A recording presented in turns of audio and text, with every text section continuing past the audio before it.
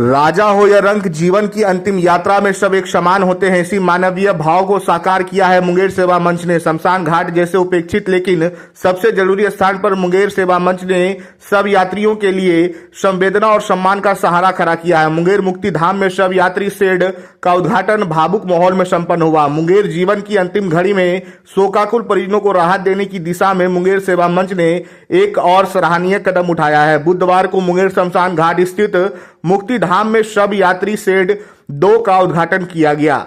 इस सेवा कार्य का उद्घाटन मुंगेर की महापौर कुमकुम देवी ने किया। मौके पर बड़ी संख्या में मुंगेर सेवा मंच के सदस्य और आम नागरिक उपस्थित रहे। कार्यक्रम को संबोधित करते हुए वक्ताओं ने कहा कि यह शेड केवल मुंगेर ही नहीं बल्कि आसपास के जिलों से अंतिम संस्कार के लिए आने वाले परिवारों के लिए भी बड़ी राहत साबित होगा। धूप, बारिश और रात के अंधेरे में अब परिजनों को बैठने और विश्राम करने की सुविधा मिलेगी।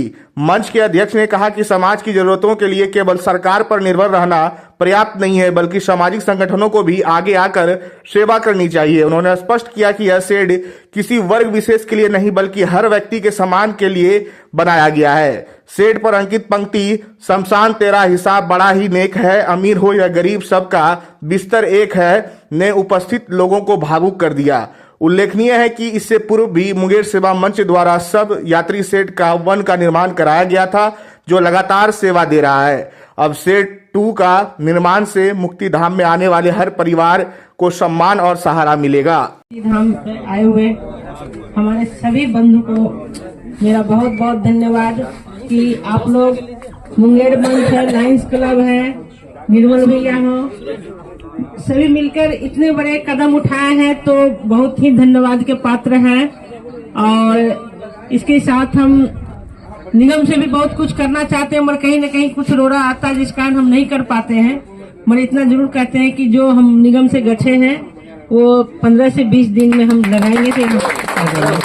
और हमारी अभी नगर आयुक्त से बात हुई है कि हम मतलब कल नहीं परसों आएंगे, हम लोग दोनों विचार करके फिर इस संबंध में इस डैम को आगे बढ़ाने के लिए इस संबंध में डीएम साहब से मिलेंगे और फिर आगे काम करेंगे। धन्यवाद।